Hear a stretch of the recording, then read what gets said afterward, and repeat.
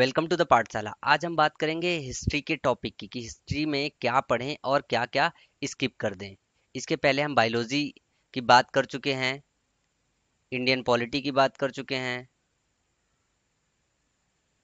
अगर आपने ये दोनों वीडियो अभी तक नहीं देखी है तो पहले आप इन दोनों वीडियो को देख लीजिए ताकि आपका टाइम ज़्यादा वेस्ट ना हो और इम्पोर्टेंट टॉपिक को आपको पता चल जाए कि कौन से टॉपिक आपको पढ़ना है, कौन से टॉपिक स्किप करना है। तो चलिए हिस्ट्री के देखते हैं कि कौन से टॉपिक हम पढ़ें और कौन से टॉपिक में कितना कितना पढ़ें और कितना पोर्शन स्किप कर दें। क्योंकि टाइम हमारे पास बहुत कम होता है तो ज़्यादा पोर्शन पढ़ना जो वेस्टेज है, जिसका कोई एग्जाम में यूज नहीं है, वो सीरियसली हमारा टाइम खराब करने वाला चीज होता है। बात करें सबसे पहले कि इंडिया या फिर वर्ल्ड की जो हिस्ट्री हुई है हमें पता कहाँ से चला। इसके जो रिसोर्सेज होते हैं, रिसोर्सेज पे बेस कुछ क्वेश्चन आते हैं, 10 या 12 के आसपास क्वेश्चन अभी तक पूछे जा चुके हैं, वही क्वेश्चन बार बार रिपीट करते हैं। तो ये 10 ईयर्स के क्वेश्चन पेपर में से आप इसको पढ़ लीजिए कि रिसोर्सेज जैसे कि यूनानी आए और जो हमारे राइटर्स थे, वेनसांग आए और फायान करके राइटर आए थे। तो इस तरीके से कई सारे दार्शनिक आए थे, तो उन लोगों ने कुछ ना कुछ इंडियन वालों के इतिहास के विषय में कुछ लिखा कि हाँ फलाना राजा ऐसा करते थे, फलाना राजा वैसा करते थे। तो इस पे बेस कुछ क्वेश्चन आते हैं, तो वो आपको थोड़ा सा प्रीवियस ईयर के क्वेश्चन पेपर में देखना पड़ेगा कौन कौन से क्वेश्चन पूछे गए हैं, और वही क्वेश्चन बार बार रिपीट करता है। बात करें हड़प्पा या इंडस सिविलाइजेशन की, हड़प्पा की सभ्यता या फिर जो है सिंधु की सभ्यता, इंडूज या फिर सिंधु बोलते हैं उसको, सिंधु की सभ्यता।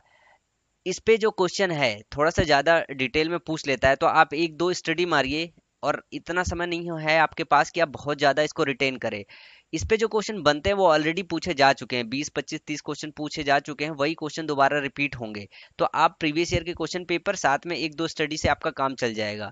इसी तरह वैदिक लिटरेचर, वैदिक कल्चर, इन सब से जो आपका यजुर्वेद होता है, सामवेद होता है, अथर्ववेद होता है, तो इन सब में से एक या दो क्वेश्चन पूछे गए हैं। जैसे कि हमारा जो एक वर्ड होता है, कीवर्ड होता है, किससे लिया गया है, तो मुंडो को उपनिषद ऐसे समथिंग वर्ड है तो उससे लिया गया था। तो इस तरीके के क्वेश्चन पूछे जाते हैं।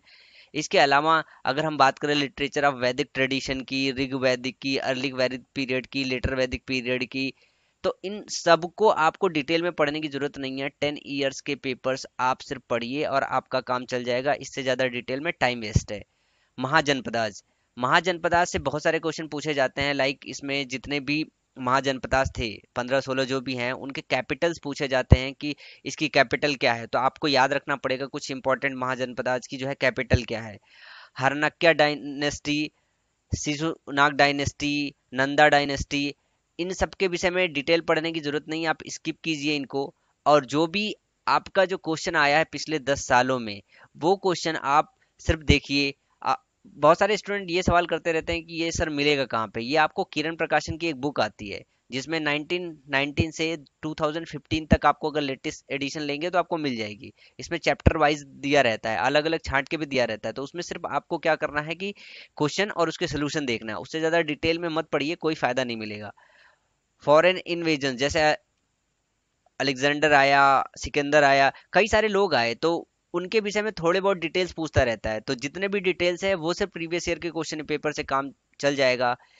तो आपको एंशियंट हिस्ट्री में ये सारे चीजों जो हैं अभी जो मैं बता रहा हूँ, इससे ज्यादा आपको पढ़ने की जरूरत नहीं है। बात करें हम रिलीजियस मूवमेंट की, इससे क्वेश्चन अच्छा खासा पूछा जाता है। Like Buddhist literature, doctrine of Buddhism, Jainism, doctrine of Jainism, Jain literature. तो ये जितने भी जो है लिटरेचर है वो पूछ देता है कि लिटरेचर का नाम दे दिया रहता है कि ये किसका है, बुद्धिस्ट बुद्ध का है या फिर जॉन जैनिज्म का है, तो आपको ये बताना पड़ता है।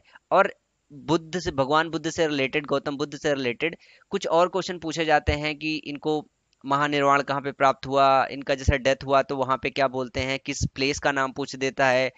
और इनके जो है कई सारे और इस पे बेस्ड क्वेश्चन बनते हैं, तो आपको इसको थोड़ा सा डिटेल में पढ़ना पड़ेगा। तो आपको लूसेंट से इसकी डिटेल लेनी पड़ेगी, और साथ में क्वेश्चन पेपर आप पिछले 10 ईयर्स के देख लीजिए, तो बहुत सारे क्वेश्चन इसमें 20 से 25 क्वेश्चन के आसपास ऑलरेडी पूछे जा चुके हैं। तो लूसेंट प्लस आपके previous year question paper more than sufficient है। बात करें मॉडर्न पीरियड की, इसमें से भी काफी क्वेश्चन बनते हैं। अशोका, इनके जो लेख है, शिला लेख है, 14 के आसपास हैं, उन पे बेस्ड कई सारे क्वेश्चन पूछे जाते हैं कि कुछ उस पे लिखा गया हुआ है, तो वो किस वाले शिलालेख पे है, फर्स्ट सेकंड थर्ड फोर्थ, और फिर कहाँ कहाँ उन्हें ढूंढा गया, कहाँ कहाँ पाया गया, तो ये थोड़ा सा आपको डिटेल पढ़ने की जरूरत है।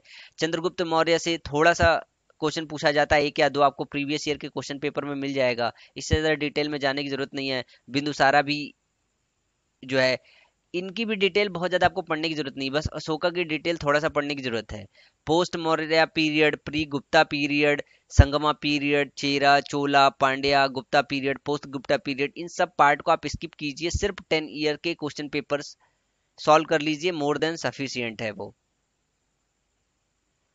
बात करें मिडिवल इंडिया की या फिर अर्ली मिडिएवल पीरियड, सल्तनत पीरियड है, इन सबसे बहुत मतलब एकदम फैक्ट वाले क्वेश्चन पूछे जाते हैं, जो लिखा हुआ होता है कि फलाना काल में क्या हुआ था, इनके काल में क्या हुआ था, इनके काल में क्या हुआ था। तो ये आपको प्रीवियस ईयर के क्वेश्चन में पेपर में मिल जाएंगे, तो ये भी पार्ट आप पूरी तरह स्किप कीजिए, डिटेल में मत पढ़िए, कोई फायदा नहीं होगा। आप 10 ईयर्स के क्वेश्चन पेपर लीजिए, उसमें कई सारे क्वेश्चन है, वही क्वेश्चन दोबारा अगर आने होंगे तो आते हैं।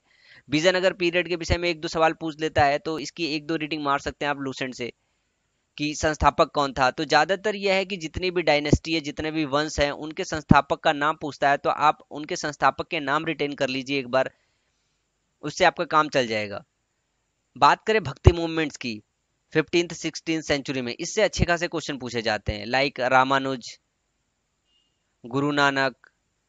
अब ये पूछ दिया जाता है कि समकालीन किसके थे, कौन सा राजा जब ये मतलब थे उस वक्त प्रेजेंट थे, तो कौन सा राजा उस टाइम पे थे, किस राजा के दरबार में रहते थे, इस तरीके के क्वेश्चन पूछ दिए जाते हैं। तो भक्त मूवमेंट्स को आपको थोड़ा सा डिटेल में पढ़ने की जरूरत है।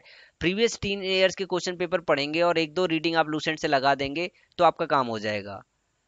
मुगल पीरियड की बात करें, ये पूरा का पूरा आप सिर्फ 10 ईयर्स के क्वेश्चन पेपर देखिए, क्योंकि इसमें होता क्या है कि बस पूछा जाता है कि फला चीज किसने बनाई, फला चीज किसने बनाई। तो ये भी जो ऑलरेडी क्वेश्चन पूछे जा चुके हैं, वही क्वेश्चन बार बार रिपीट किए जाते हैं, कुछ नया क्वेश्चन नहीं बनता है। मराठा स्टेट, मराठा कॉन्फेडरेसी, ये जो पार्ट है आपका दो का दो, ये दोनों पार्ट मराठा शिवाजी से रिलेटेड कुछ दो तीन क्वेश्चन पूछे जाते हैं, उनको आपको प्रीवियस ईयर क्वेश्चन पेपर में देखना पड़ेगा कि कौन से क्वेश्चन पूछे गए हैं, बस उतने ही आपको पढ़ने की जरूरत है, उससे ज्यादा डिटेल नहीं पूछी जाती है। एसएससी सीजीएल की अगर बात करें तो, या सीएचएसएल की बात करें तो, एसएससी के किसी भी एग्जाम में बहुत ज्यादा डिटेल में नहीं पूछी जाती है। बात करें हम advent of the Europeans, European का आगमन, उसमें अगर पुर्तगीज, डच, इंग्लिश, फ्रेंच, सबसे पहले तो ये क्वेश्चन पूछा जाता है कि ये कौन से सन में आए, तो ईयर आपको याद करना पड़ता है, और इनकी पहली बस्ती की मतलब पहली जगह पे इन्होंने अपना कहाँ पे जैसे बनाया है। काफी सारे लोगों का जो है स्टार्टिंग जो सेटअप था वो सूरत में था, तो पहला सेटअप इनका पूछता है कि पहला सेटअप या पहली बस्ती इन्होंने कहाँ बनाया। फिर अंग्रेजों और फ्रेंच में कॉन्फ्लिक्ट हुआ था, कई सारे वार हुए थे, कार्नेटिक वार्स हुए थे, तो उनकी डिटेल कभी काल को पूछ लेता है, तो पिछले 10 ईयर्स के क्वेश्चन पेपर को आप देख लीजिए, काम चल जाएगा आपका। Modern India, expansion of British power, इनसे कुछ क्वेश्चन बनते हैं। इकोनॉमिक इम्पैक्ट से कुछ क्वेश्चन बनते हैं। लैंड रेवेन्यू सिस्टम से कुछ क्वेश्चन बनते हैं। ड्रेन ऑफ वेल्थ से कुछ क्वेश्चन बनते हैं। तो ये पिछले 10 ईयर्स के क्वेश्चन पेपर में वो सारे ऑलरेडी पूछे जा चुके हैं, उससे ज्यादा अच्छे क्वेश्चन एसएससी सीजीएल में पूछे नहीं जा सकते हैं, तो आप प्रीवियस ईयर के क्वेश्चन पेपर को रिपीट कीजिए, आपका काम चल जाएगा। सिविल रिवॉल्ट इम्पैक्ट्स इंपॉर्टेंट, तो सिविल रिवॉल्ट आपको 5-7 के आसपास है जो पढ़ना है, वो आपको जो पूछे गए क्वेश्चन है उनमें से ही मिल जाएगा। तो मोस्टली जो इंडियन हिस्ट्री की बात करें तो अभी तक जो यहाँ तक है वो आपके 10 ईयर्स के पेपर, और कुछ चीजों का सिर्फ डिटेल पढ़ना है। सोशियो रिलीजियस रिफॉर्म्स, ये यहाँ पे सोशियो रिलीजियस रिफॉर्म, ये आपको थोड़ा सा डिटेल में पढ़ना है लूसेंट से, इन पे काफी सारा क्वेश्चन पूछा जाता है।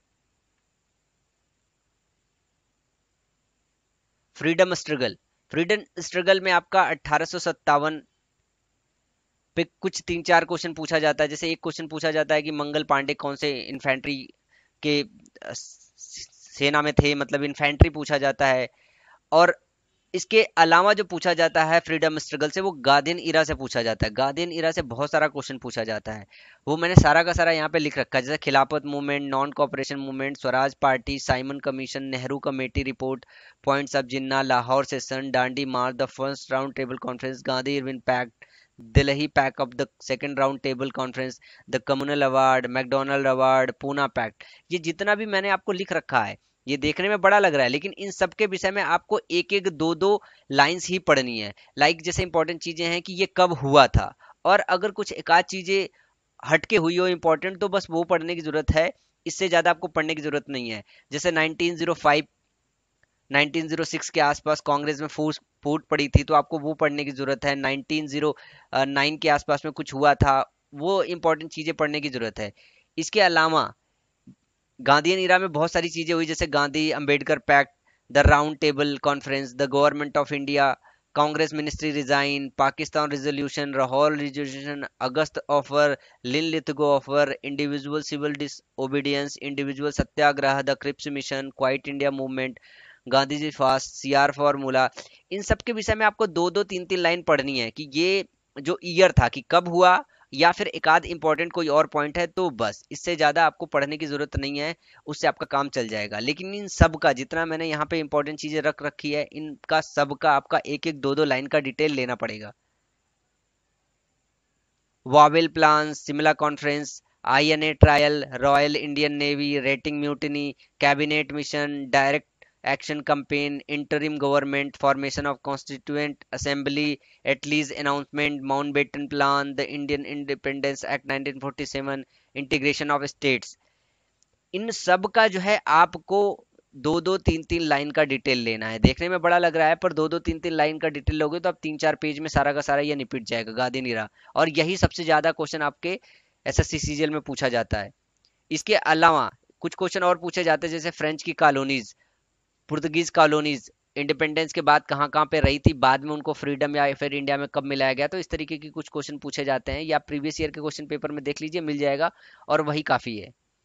गवर्नर जनरल एंड वायस राय, इनके विषय में डिटेल पढ़ना पड़ता है, क्योंकि बहुत सारे गवर्नर जनरल आए, बहुत सारे वायस राय आए। तो पहला गवर्नर जनरल कौन था, पहला वायस राय कौन था, तो ये चीजें आप क्वेश्चन पूछे जाते हैं। और कुछ गवर्नर जनरल या फिर वायस राय ऐसे थे जिन्होंने काफी अच्छा खासा काम किया, जिनको किसी को फादर बोलते हैं, इस चीज की फादर बोलते हैं किसी चीज की। तो ये डिटेल थोड़ा सा आपको लेना पड़ेगा। ये आपको प्रीवियस ईयर के क्वेश्चन पेपर में और लूसेंट में मिल जाएगा। तो सारे गवर्नर जनरल नहीं पढ़ने हैं, कुछ इंपॉर्टेंट जो प्रीवियस ईयर में आए हैं, या फिर एक दो आपको लगता है कि ये पूछे जा सकते हैं, तो वो आप लूसेंट से पढ़ सकते हैं। तो इंडियन हिस्ट्री में सिर्फ और सिर्फ जितना मैंने आपको बताया, सिर्फ इतना पढ़ने की जरूरत है।